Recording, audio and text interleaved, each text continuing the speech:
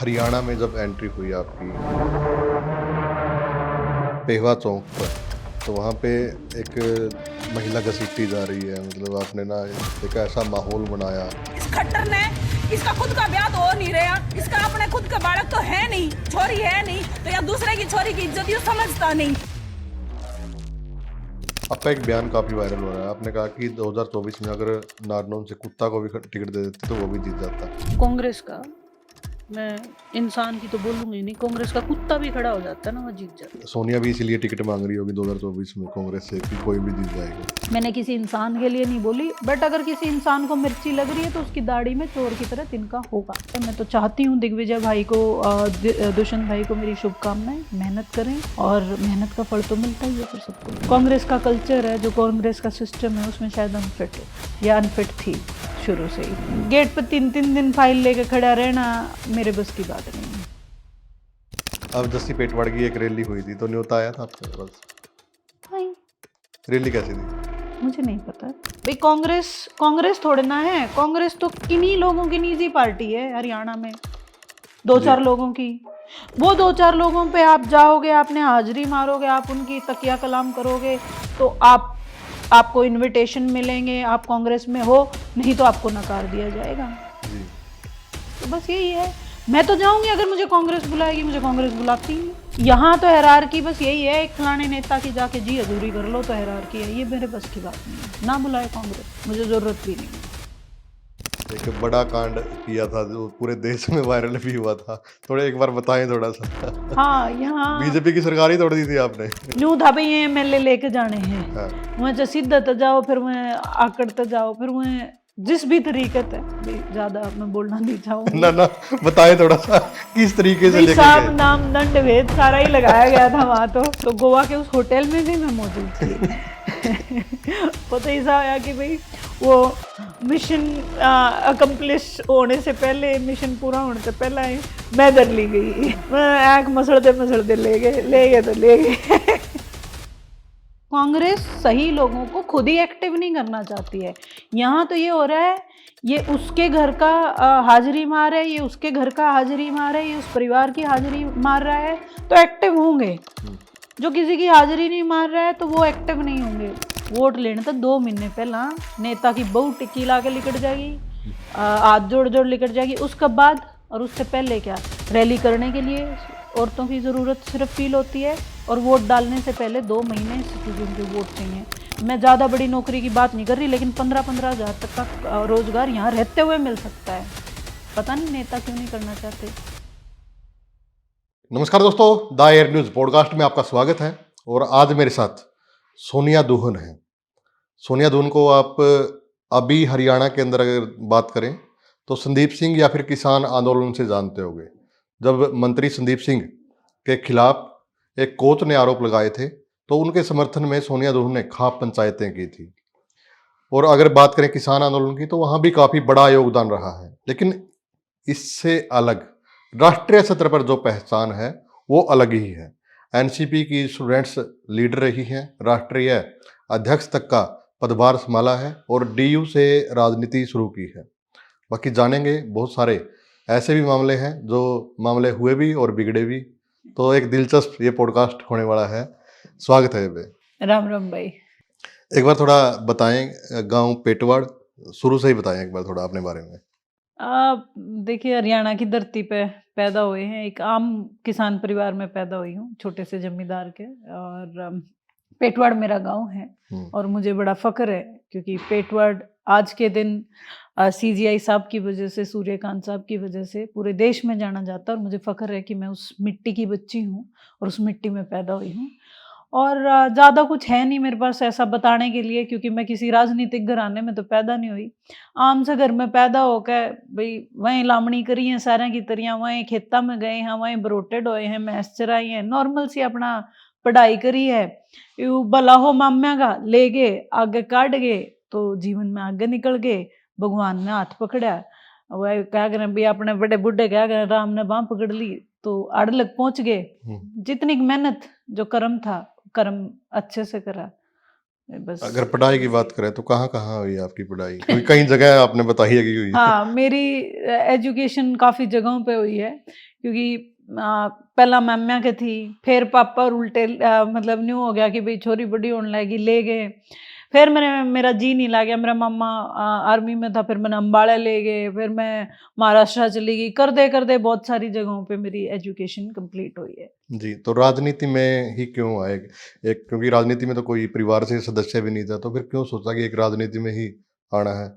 नहीं, मेरा ऐसा कोई एम नहीं था कि भाई न्यू हो, कभी मेरा जुनून हो कि मैंने राजनीति में आना है। मेरा तो एक छोटा सा सपना था, मैं पायलट बनना चाहूँ थी, और मैंने राजनीति तो करड़ी नफरत पहला भी थी, और आज भी मैं कोशिश करूँ कि भी मैं राजनीति ना करूँ, सामाजिक नीति ज़रूर करती हूँ, लेकिन राजनीति पर ध्यान मेरा इब्बी भी थोड़ा ही है। तो लेकिन मतलब बचपन तय एम नहीं था कि मैंने राजनीति करनी है, ये तो किस्मत में शायद लिख रखी थी मेरे राजनीति करनी, तो मैं राजनीति में आ गई। तो शुरुआत कहाँ से की? शुरुआत हुई मेरी पूना से, शुरुआत हुई एनसीपी से ही शुरुआत हुई। एनसीपी के साथ फिर मैंने 13-14 साल काम किया, वहीं से जुड़ना होया। एनसीपी में कैसे गए? जैसे कैसे सोचा? क्योंकि मैं आपने हरियाणा की राजनीति, हरियाणा की बेटी है तो हरियाणा की राजनीति क्यों नहीं सोची? आप महाराष्ट्र में कैसे पहुंचे? महाराष्ट्र में पढ़ने गई थी, मैं फ्लाइंग कोर्स खातर गई थी, मेरे खातर फ्लाइंग कोर्स के दौरान ने मतलब जैसे बहुत सारे बाहरी बच्चे थे वहाँ लोकल नो, और बाहरी का बहुत बड़ा मुद्दा रहा है उस टाइम पे, आज नहीं कई साल पहले, उस टाइम पे आज भी है, थोड़ा बहुत देखा है यहाँ पे, मराठी बोलो, और यू बहुत बड़ा मुद्दा है महाराष्ट्र में भाई, लोकल का और बाहर आया का। तो वहाँ लोकल और बाहर आले का एक मूवमेंट चल रहा था आपस में, तो वो बाहर आले हम सारे बच्चे उस मूवमेंट का हिस्सा हुए, ओढ़ते एनसीपी या राजनीति की न्यू लाले वो कदम धरा गया, उस वो दौड़े पैरण की शुरुआत ओढ़त हो गई।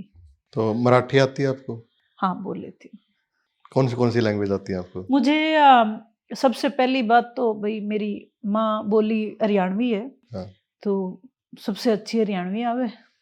फिर हिंदी अच्छी बोलूँ हूँ, इंग्लिश बोल लेती हूँ अच्छे से, पंजाबी में बहुत अच्छी बोलती हूँ, और मराठी बोल लेती हूँ, और काफ़ी लैंग्वेजेस जैसे भोजपुरी और बांग्ला समझ लेती हूँ, कुछ बोल भी लेती हूँ। मल्टीपल लैंग्वेजेस हैं जो समझ लेती हूँ मैं।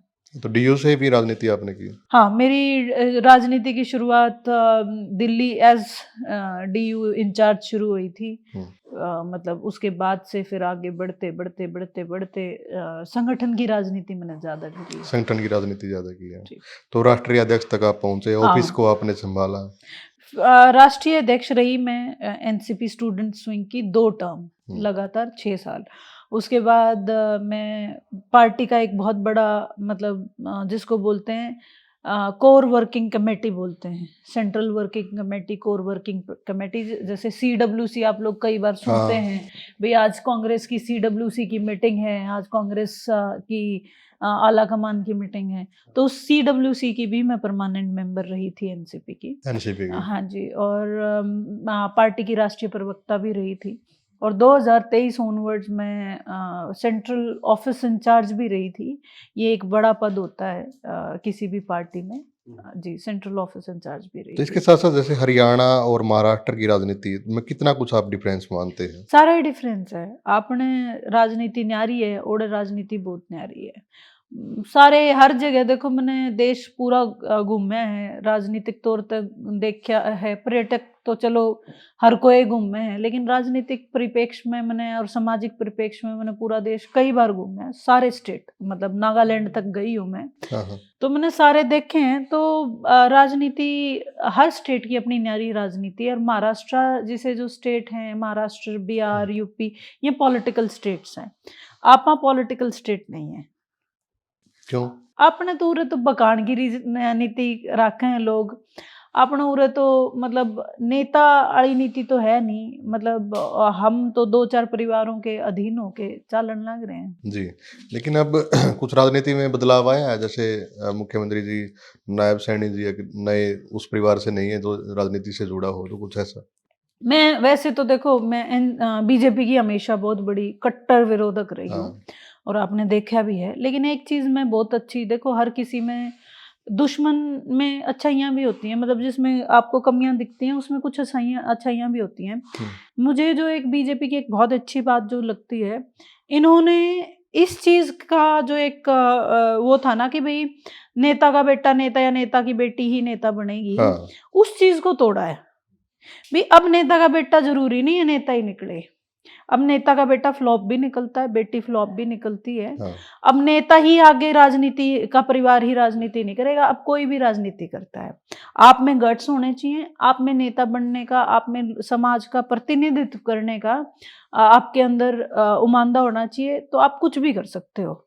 मतलब ये बीजेपी ने एक बहुत अच्छी बात करी है कि उन्होंने पारिवारिक जो राजनीति थी उसको बहुत अच्छा है ना दिखाया है। जी।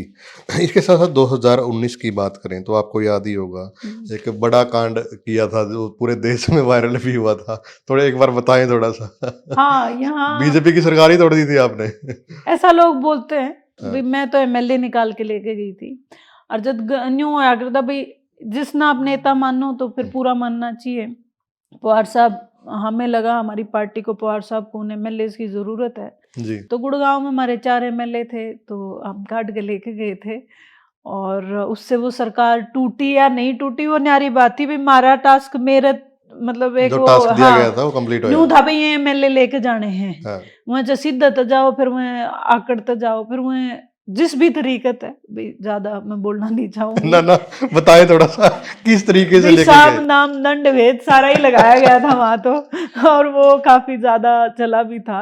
और देखिए इतनी रेर मैंने एमएलए की पहला नहीं देखी थी उस टाइम में। मैंने सोचा एमएलए बनना भी कि मैं नहीं गणी सी बड़ी बात ये सर्टिफिकेट हासिल करना भी। मतलब रिजॉर्ट पॉलिटिक्स में बड़ा बुरा मुझे लगता है देख के कि भाई एक आदमी जो 1.5-2-3 लाख वोटों का प्रतिनिधित्व कर रहा है और उसकी इतनी मुंडी बिरान माटी, इतनी रे उठा के लेके गए थे क्या?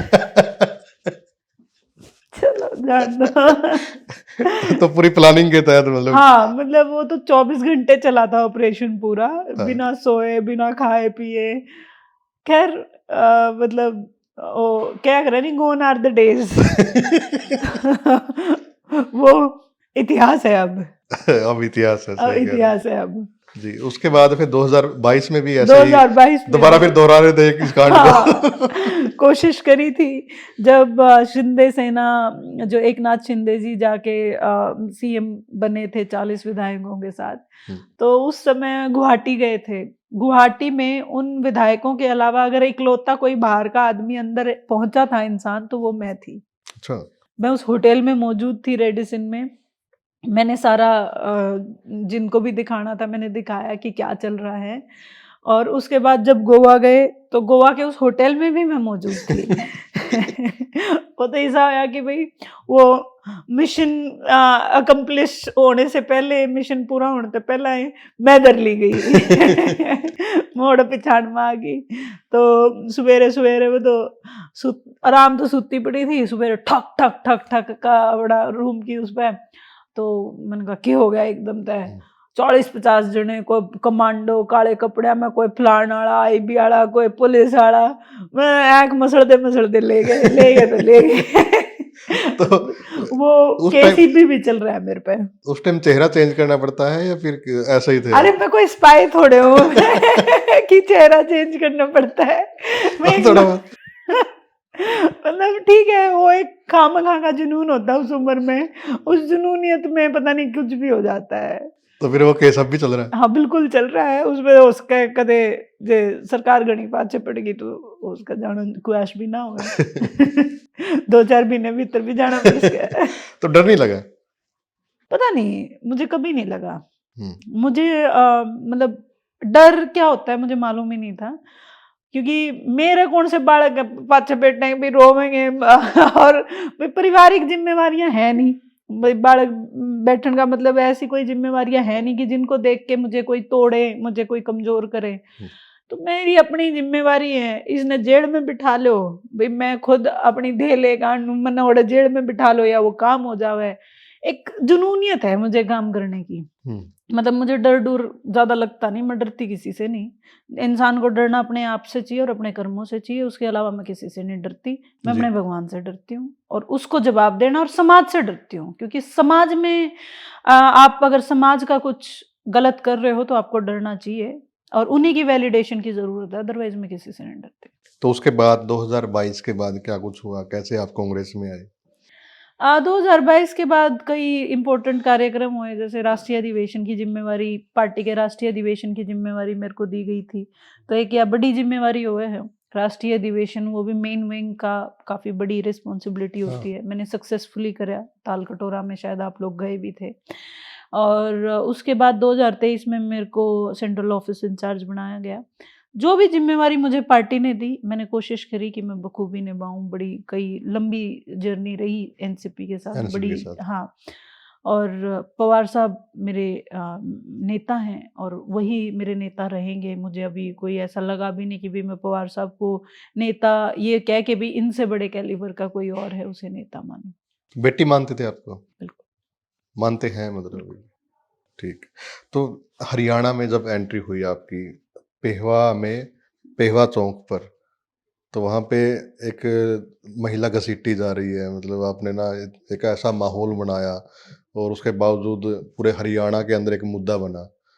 तो वो भी एक प्लानिंग एक तहत था या नहीं, फिर कैसे? क्या, एक तो पहली बात तो माहौल बनाना, वो जब आप आवाज उठाते हो, हाँ। मुझे मेरे साथ ये एक अच्छा पॉइंट लगा लो या मेरी माड़ी बात ला लो, मेरे तहत थोड़ा बर्दाश्त गैट हुआ है। मेरे लिए गलत गलत है, मैं सही नहीं कह सकती। तो वो गलत हो रहा था, बात किसी पार्टी विशेष या आदमी विशेष की नहीं थी। तो महिला कोच से आप मिले थे पहले? जी, मुझे लगा कि वो गलत हो रहा है और समाज का हिस्सा होने के नाते और खुद एक लड़की होने के नाते ये आवाज़ उठानी चाहिए, तो मैंने ये उठाई। हाँ, भई मेरा काम करने का तरीका थोड़ा वो अलग है, फिर मुझे कोई चीज़ अगर ये हो जाए कि जुनूनियत हो जाए कि भई यूँ या चीज़ करनी है, हाँ। तो फिर मैंने शाम सवेरे दिन-रात दिखने बंद हो जाओ हैं। फिर उसे एक चीज़ के बाद चला आप इतने पीछे पड़ गए मंत्री के कि उसको आगे टिकट भी नसीब नहीं हुई मतलब। उसके अपने माड़े कर्म। उसने गलत किया तो गलत भोगना। वो एक मतलब वैसे तो धार्मिक बात है और लेकिन हम इंटरव्यू एक सामाजिक राजनीतिक इंटरव्यू कर रहे हैं, लेकिन वाह बात क्या कर रहे हैं, सारे उरे देख के जाने हैं। अच्छा करोगे अच्छा देखोगे, बुरा करोगे तो बुरा फेस करना पड़ेगा। जी। और खासकर औरत के साथ किया हुआ बुरा तो फेस करना ही पड़ता है। जी, आपने फिर खाप पंचायत का ऐलान किया, कैथल के अंदर आपने खाप पंचायत रखी। उसके बाद फिर आप गाँव-गाँव प्रचार के लिए भी निकले कि आप आना खाप में। तो एक मतलब बड़ा टारगेट लेके और उसके बावजूद उसका वहाँ तक पहुँचाए वो चीज़ें, तो कैसे पॉसिबल हो पाया? एक नए-नए गाँव थे या फिर कैसे? दुंदरेड़ी के साथ भी क्या वहाँ भी पढ़े हो ना आप? मैं पढ़ी नहीं हूँ। अच्छा। हाँ जी, हाँ जी। देखिए, मतलब इसमें भाई आप लोगों ने देखा है कि उस जर्नी का आप हिस्सा रहे हो। मेरा ये मानना है जब समाज में कोई चीज़ अगर नीचे आखिरी आदमी तक नहीं पहुँच रही, हुँ। तो जो मेरे जैसे लोग हैं उनका उनका दायित्व बनता है कि हमें पहुँचानी चाहिए। क्योंकि जब तक उन लोगों को नहीं बताएँगे कि समाज में क्या सही या क्या गलत हो रहा है, तब तक कैसे समाज उठेगा? तो मेरा दायित्व बनता था कि मैं घर-घर जाऊँ, गाँव-गाँव जाऊँ और उस बात को पहुँचाऊँ। जी। मैंने लगभग उस समय पे 300 गाँव कवर किए थे। 300-400 गाँव में मैं घूमी थी। और देखिए जब वो लोगों तक वह बात पहुँची, जब इतना ज़बरदस्त लोगों ने उस चीज़ का वो किया, उस माड़ी बात को माड़ी कहने में लोग सामने आए, समाज सामने आया, समाज खड़ा होया। देखो वो लड़ाई मैंने नहीं लड़ी, वो लड़ी थी समाज ने। मेरा काम मैंने बस इतना करा कि वह बात समाज तक पहुँचाई, फिर तो समाज आप पे उठा था। जी। उसके बाद परिवार नहीं कभी रोकता कि सोनिया इतने पंगे ना किया कर, डर लगता है, तो कुछ ऐसी बातें आती हैं? जब तक परिवार तक बात आती तब तक हो चुका होता है। फिर रोक ही जाओ। वो वही बात है, गई बात ने कितना ही पीट लियो लकीर ने, जो हाँ। जाली वह जाली। अगली सोचो, जब तक अगली ओले है, जब तक परिवार तक आवे। लेकिन टचवुड देखिए क्या है, आप एक बार शुरुआत करते हैं ना, चाहे खासकर लड़की के लिए परिवार का विरोध तब होता है हुँ। जब परिवार को ये बात या समाज को ये बात हो जाती है ना कि ये सही है, फिर नहीं रोकते। मुझे ऐसा लगता है। और मेरे साथ, क्योंकि मैं लड़की हूँ, मेरे पे जो बात बीतती है, जो बात मैंने जी है, मैं वही बता सकूँ। तो मैंने ये बात को जिया है और ये बात को देखा है कि परिवार नो डाउट शुरू में राजनीति में जब मैं हरियाणा में आऊँ थी या मैं पहला देश में भी करा करती, बहुत विरोध था परिवार का। परिवार नहीं चाहता था कि घर की लड़की हाँ।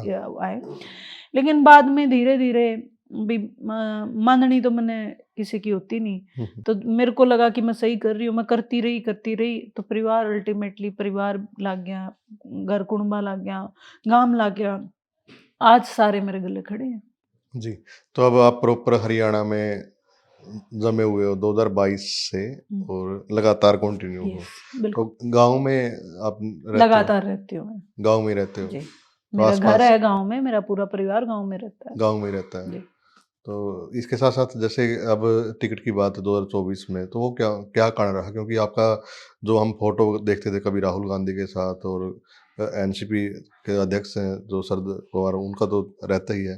तो ये लग रहा था कि कहीं ना कहीं हो सकता है कि सोनिया दुहन ऊपर से ही टिकट लेके आए। तो क्या कारण रहा कि देखिए क्यों नहीं एंड पाई? टाइम पे एक तो मुझे पार्टी छोड़नी पड़ी हम्म, उसी समय पे, उसी दौरान, और कांग्रेस में मेरी एंट्री बहुत ज़्यादा नहीं थी क्योंकि 6 अगस्त को तो मैंने एंट्री करी थी कांग्रेस हाँ। में। और कारण तो देखिए, मतलब मैंने तो जिनको से मेरी बात हुई थी उन नेता को यही बोला था, भाई मैं अगर आपको लगे हम्म, कि भाई देना है तो दे देना, मैं आके गुलामी नहीं करूंगी किसी की। हम्म, और वो ना मेरे बस की बात है, वो ना मैंने करी।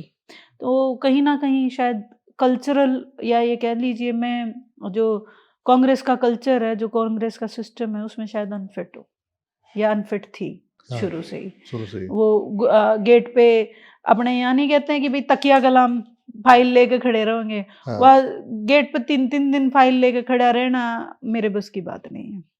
जी, उसका फिर मुझे चाहे कोई टिकट ना दे मेरे लिए इतनी बड़ी बात भी नहीं है। मैं ले मन्नत उनकी बिरान माटी देख रखी है कि वो है, तो मेरे कोई बड़ी बात नहीं है। जी, जिस दिन जनता चाहेगी, हाँ, मैं मेरे लोगों में, समाज में हर किसी के गेट पे हूँ, लेकिन मैं किसी एक आदमी का गेट को नहीं पिटूँ कि भाई मैंने टिकट मिल जाओगी तो इसकी जी हजूरी कर लो या इसकी गुलामी कर लो, वह मेरे बस की बात नहीं है। ये भी थोड़ा है कि आप एक बड़े लेवल पे रह चुके हैं, तो लगता है कि कुछ नहीं, इतना बड़ा सांग भी नहीं है कुछ।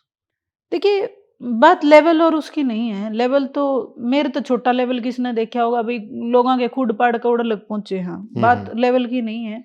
मैं किसान की बेटी हूँ और हमारा लेवल तो सब तय भाई, जो चिक्कड़ में हांड ले, जो गारा में हांड ले, तो उससे ऊपर लार नीचरला लेवल के है, सारे जमीन पे हैं।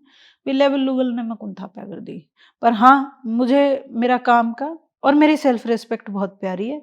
मैंने किसी की जी हजूरी को नहीं करी और ना मैं करूँ। तो नारनौंद विधानसभा को आप कैसे देखते हैं? जैसे गांव में गए, क्या कुछ समस्याएं हैं?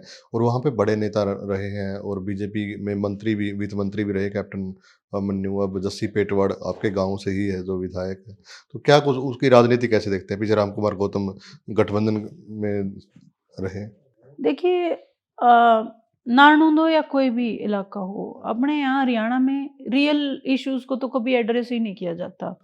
अगर मैंने नारनौंद में मैं एक के गांव घूमी हूँ और ऑलमोस्ट मेरे ख्याल में आपको उरे पेवत लाग जा अरोड़े, मेरे ख्याल में बुआनी खेड़ लग मैंने एक के गांव घूम रखा है। हाँ, ऐसा कोई गांव नहीं है जड़े मैंने जाकर ना देखा हो, जड़े के लोगों तो मैं ना मिली हूँ।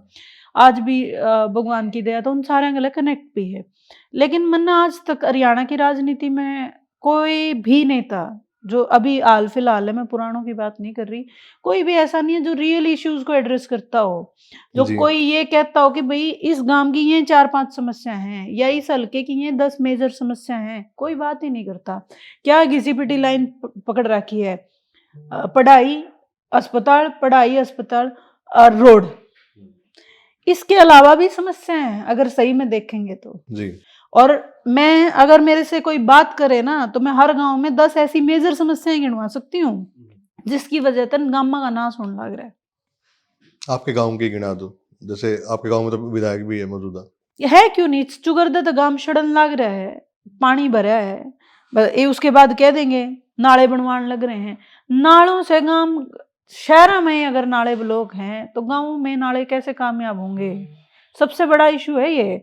इसी एक नाले की वजह से, इसी एक चीज की वजह से बीमारियां फैलती हैं, गांव में दलदल फैलती है, वो गंदा पानी नीचे बोरिंग में जाता है, वो पानी फिर उल्टा हम पी रहे हैं। क्या ये एक ही चीज से जुड़ी हुई 5-6 समस्याएं हैं? क्या नहीं है ये? क्या ये समस्या नहीं है? क्या ये किसी भी सरपंच को, किसी भी एमपी को, किसी भी एमएलए को दिखाई नहीं देता? वो खुद भी वहीं सांस ले रहे हैं, लेकिन वो समस्या ही नजर नहीं आती क्योंकि उसका हल ही नहीं दे सकते। घिसी पिटी 3 चीजें उठा लेते हैं, हम स्कूल खोल देंगे, हम अस्पताल खोल देंगे, हम फलाना कर देंगे। ये रियल इशू नहीं है, ये सही इशू नहीं है। आप बोलते हो आप नौकरी दिलवा दोगे, आज मुझे ये बता दो किसके पास नौकरी दिलवाने का प्रपोजल है, कैसे दिलवाओगे? वही सरकारी नौकरियां की वो खोल देंगे, दे देंगे, वैकेंसी खोल देंगे, फलाना कर देंगे। मतलब सरकारी नौकरी 10 में से 2 लोगों को भी नहीं मिलती होगी, बाकी 8 का क्या इलाज है? और उसको कौन एड्रेस करेगा? अगर एक नेता चाहे, अगर एक सीनियर लीडर चाहे जो सीएम पद पे रह लिया या सीएम है, वो हमें नौकरी मुहैया करा सकता है। मैं बड़ी बातों की बात नहीं कर रही, और ये बहुत बड़ा इशू है आज के दिन समाज में।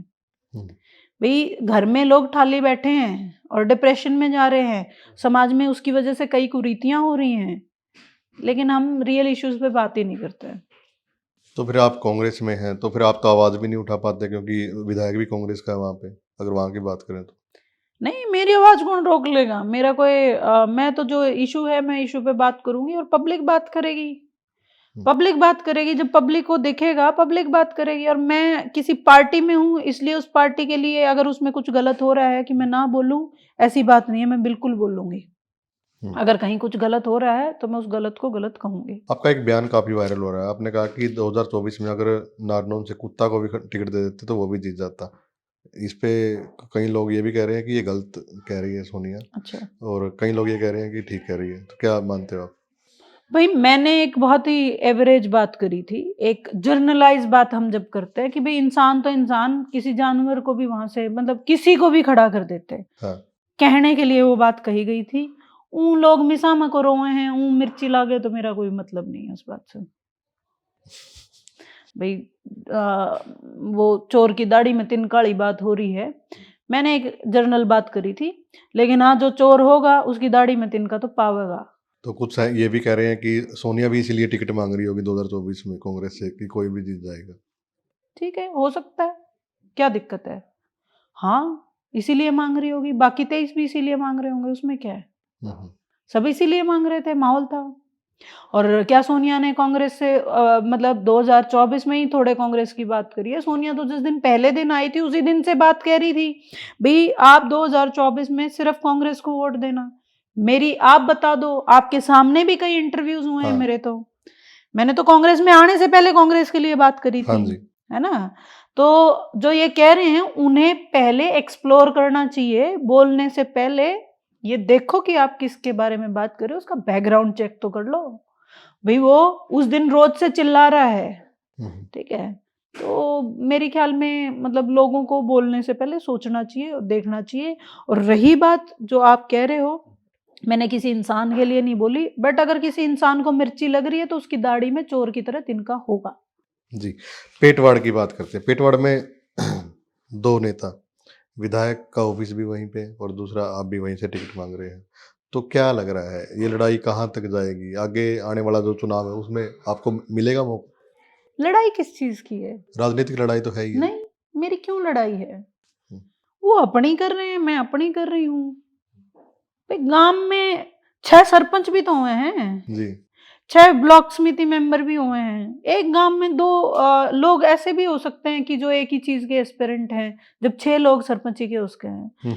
तो मेरी किसी से कोई लड़ाई नहीं है और मुझे नहीं लड़ना है। मैं समाज में रहना चाहती हूँ, और लड़ाई मतलब मुझे क्यों करनी है किसी से? मेरा क्या मतलब है भाई? वो अपनी देखे, मैं अपनी देखूं, मैं नहीं लड़ती जी किसी अब से। जस्सी पेटवाड़ की एक रैली हुई थी तो न्योता आया था आपके पास? नहीं, रैली कैसी थी? मुझे नहीं पता, मुझे नहीं पता। अब क्या कुछ तैयारी है सोनिया देवन की? आगे की रणनीति क्या कुछ है? कुछ नहीं, इलेक्शन लड़ूंगी, 100% लड़ूंगी और समाज में रह के लड़ूंगी, सामाजिक दायरे में लड़ूंगी। सबसे बड़ी बात, मैंने बार बार बोला, अपनी राजनीति के लिए सामाजिक दायरा खराब नहीं करूंगी मैं कभी भी।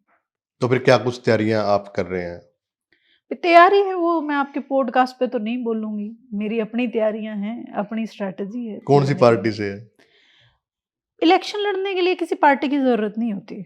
आपको अगर इलेक्शन लड़ना है, आप इलेक्शन पे ध्यान दो, आपको फार्म भरना है, आपको किसी पार्टी की जरूरत नहीं है। क्योंकि कांग्रेस में मेरे ख्याल से ज्यादा एक्टिव कहीं दिखते नहीं है आप, तो लग रहा है कि कांग्रेस से तो आप नहीं लड़ेंगे आगे। नहीं, आने कांग्रेस वाला खुद ही चुनाव। नहीं चाहती है। कांग्रेस सही लोगों को खुद ही एक्टिव नहीं करना चाहती है। यहाँ तो ये हो रहा है, ये उसके घर का हाजिरी मार है, ये उसके घर का हाजिरी मार है, ये उस परिवार की हाजिरी मार रहा है, तो एक्टिव होंगे। जो किसी की हाजिरी नहीं मार रहा है तो वो एक्टिव नहीं होंगे। तो भाई ठीक है, जब हमें पता ही नहीं है कि कांग्रेस कर क्या रही है। कांग्रेस को वैल्यू नहीं पता।